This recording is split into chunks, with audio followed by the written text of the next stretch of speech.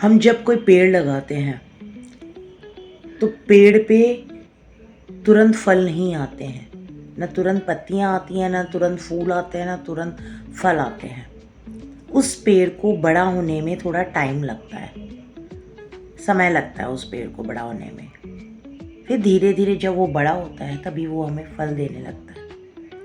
इसी तरीके से हमारे कर्म है, हमारे कर्मों का हिसाब भी ऐसे ही होता है। कर्म अटल है, अटूट है और अपरिवर्तनीय है।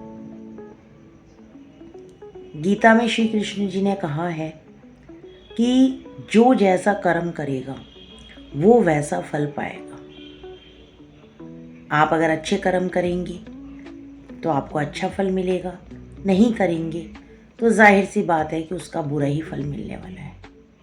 कई लोगों की भावनाएं होती हैं कि हमें हमारे कर्मों की सज़ा तो अगले जन्म में मिलेगी। आजकल अगला जन्म होता ही कहाँ है, इसी जन्म में ही सब कुछ मिल जाता है।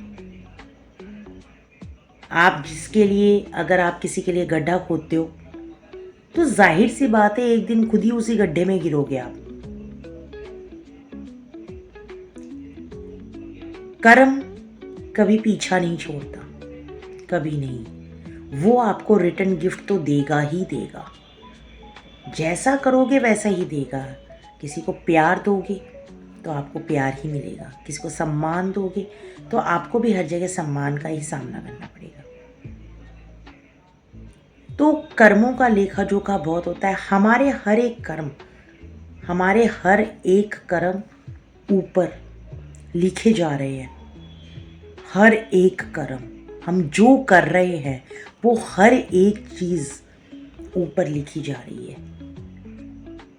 कई लोग इसका मजाक भी बनाते हैं, क्या है, अभी तो एंजॉय करने का टाइम है, मस्ती करने का टाइम है, करते हैं, जब जो होगा देखा जाएगा।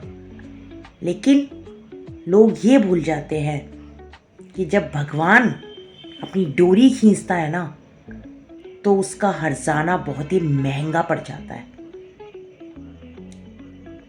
लोग एंजॉयमेंट के नाम पे अपनी जिंदगी को खराब कर रहे होते हैं, लेकिन वो भूल जाते हैं कि कर्मा बहुत ही गंदा है।